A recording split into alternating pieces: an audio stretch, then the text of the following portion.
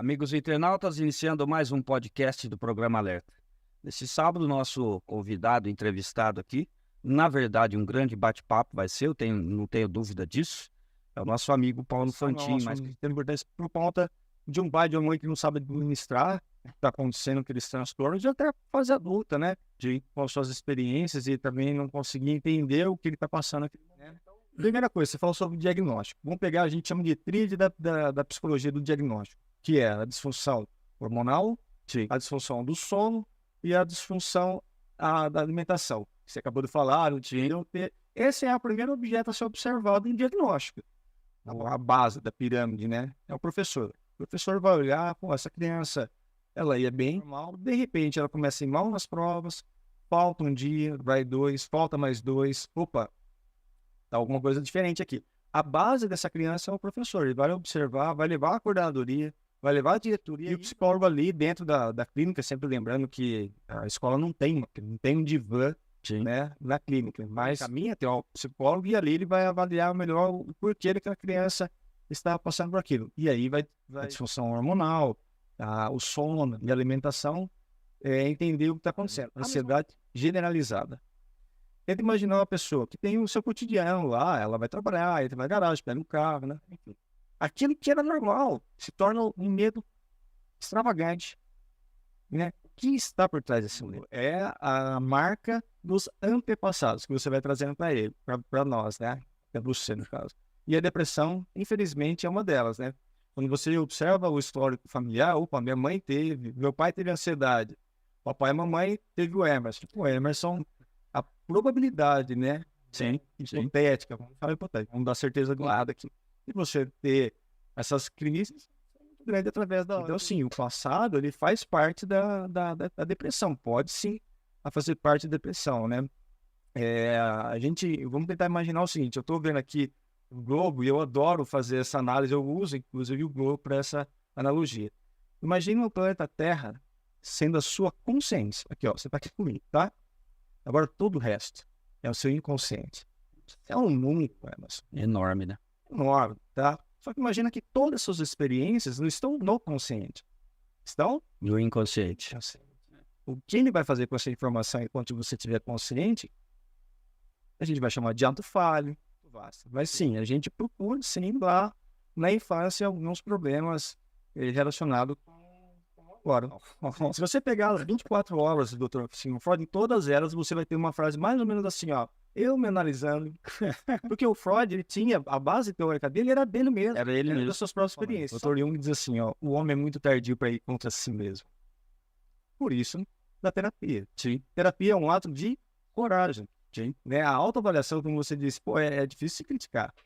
Né? Observar nossas próprias sombras é muito difícil. Mas é ali que está a chave de você se transformar numa pessoa muito agradável para si mesmo e para os outros. Vou pegar lá, vamos voltar lá no manual, tá? Para quem não sabe, né? O psicólogo, ele se inclina a um manual universal, né? Que é o Manual de Diagnóstico e Estatística. Muito bem. Só por uma questão histórica, Emerson, antes dos anos 80, esse manual era escrito basicamente inclinado para conceitos psicanalíticos. Sim. Eles pegavam conceitos de Freud e colocavam nesse manual. Em 1980, quando teve a terceira versão desse manual, eles perceberam que não só a psicologia, mas a medicina começou a se inclinar para esse manual. Aí, opa. E aí começou a usar termos médicos, né? Vou dar um exemplo aqui, a depressão. Vamos pegar a depressão. Naquela época, antes dos anos 80, estava lá, histeria. Histeria. Porque era um termo freudiano, psicanalítico. Sim. Né? Então, o manual que nós usamos hoje, né, médicos e psicólogos, ele foi criado no ensino da psicanálise. Depois, em 1980, no seu volume número 3, ele mudou aí. Alterou para... Nós estamos aí desde 2013 com o volume 5, tá? Bom, primeira coisa, o que é depressão? Tá, o que o manual diz? E aí vai cair nas questões dos remédios, da medicação, da farmacologia. Bom, depressão, segundo o manual, é uma tristeza profunda e persistente. Agora eu te pergunto, depressão é só isso? E é essa crítica que nós psicólogos, inclusive os médicos, fazem sobre o manual. Ah, mas o manual não presta? Não. Acredite, ele é o melhor que nós temos. né? Os médicos, eles têm um só para isso, que é o CID-10, e os psicólogos e médicos têm o DSM-5. Muito bem. Quando você diz, e o remédio? Bom, primeiro, para falar de remédio, eu preciso saber o seguinte. Você vem até mim, que tipo de depressão você tem? Entendeu, Anderson? O remédio está ligado ao tipo de depressão que você tem. Tem uma depressão, eu vou falar em termos populares, depois técnicos. Vamos lá. Depressão grave, aqui a apêndice dela moderada. Depressão leve, ansiosa, psicótica e depois pós-parto. Quais delas eu vou usar a medicação? E aí que está a chave. Caminhar para um psiquiatra. Primeiro, a depressão grave, ela tem a tríade lá, né? A questão hormonal, a questão do sono, a alimentar, e tem uma palavra-chave para a depressão grave. Isso aqui é um discurso comum. A pessoa começa a falar sobre morte, suicídio. É o seguinte, ela chega lá na clínica e fala assim, olha, eu preferi não ter nascido. Você vai somando isso e você acaba diagnosticando, fechando aquela pessoa, opa, ela está aqui com uma depressão maior, né, tecnicamente maior. E aí sim, você tem que trazer a consciência dessa pessoa. O quão é importante para a vida. Gente, ela é uma pessoa única no universo, né? Ninguém tem os olhos, as marcas dos olhos, polegar, né? O formato da orelha, ela é única. O quão ela é importante para aquelas pessoas que estão ali com ela ao seu redor. E aí sim, junto com essa, trazer essa consciência, a importância dela com uma intervenção que a psicanálise usa muito, que é a confrontação da angústia, né? Trazer essa angústia para a terapia, para ela tornar essa angústia pequena.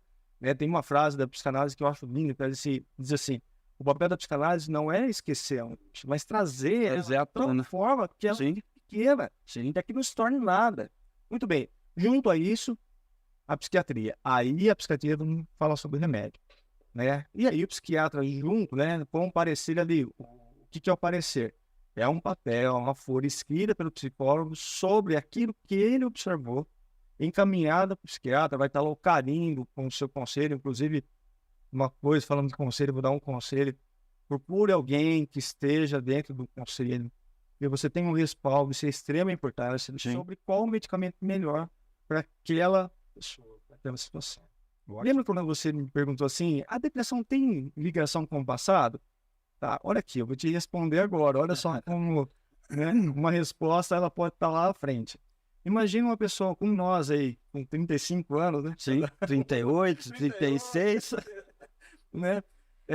Que temos aí dentro do nosso inconsciente a fala de um pai, né? Um discurso do pai, fala assim, isso aí é preguiça. Essa pessoa vai procurar um psicólogo. Né? Não procura, né? Não tem então isso tem, né? Tem causado uma ruptura e tem mudado. Jogos, pornografia e drogas, tá?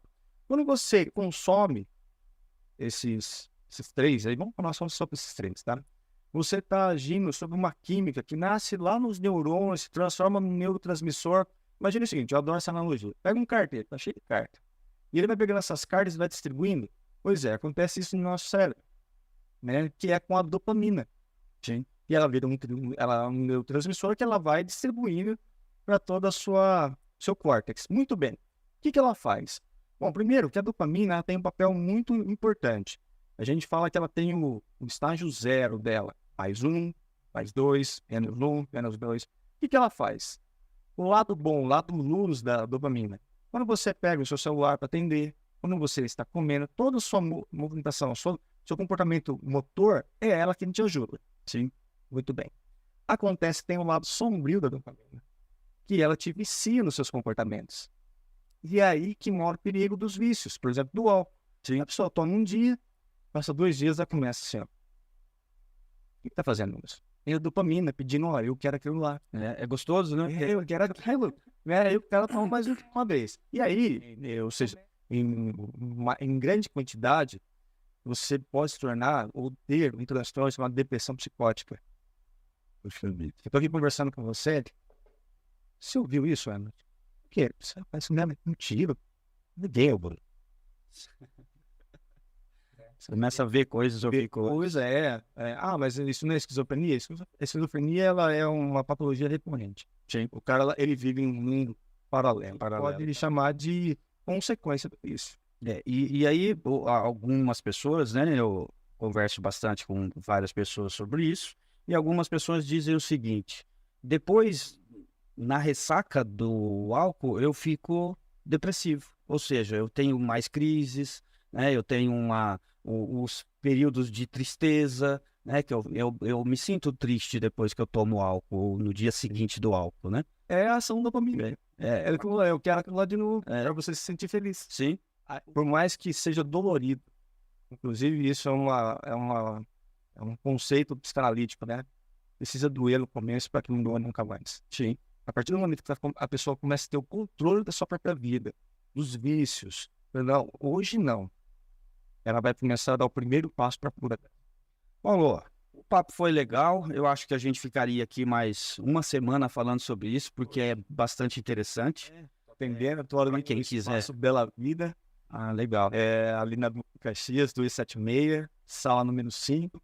Estamos ali com a clínica inclinado para abordagem psicanalítica, né? Que é a minha formação. Também atuo como psicólogo escolar, mas dentro da clínica, lembrando, né? Que a escola não tem lá o divã, né? A gente trata da demanda dentro da clínica. Trabalho com a interpretação dos sonhos também. Que legal. Que é uma base dos meus estudos. Estou escrevendo um artigo com esse tema. Os sonhos, assim, na verdade, em 1900, Freud traz a interpretação dos sonhos. A interpretação dos sonhos, é verdade. Aliás, uma curiosidade sobre esse livro de Freud, essa obra ele não teve uma boa repercussão, né? Se fosse vamos falar nos dias de hoje, não vendeu muito. E se ele tivesse vivo hoje, ele estaria comemorando, porque esse livro hoje, todo mundo que entra na psicanálise é um dos primeiros livros. Tem que ler, sem jeito.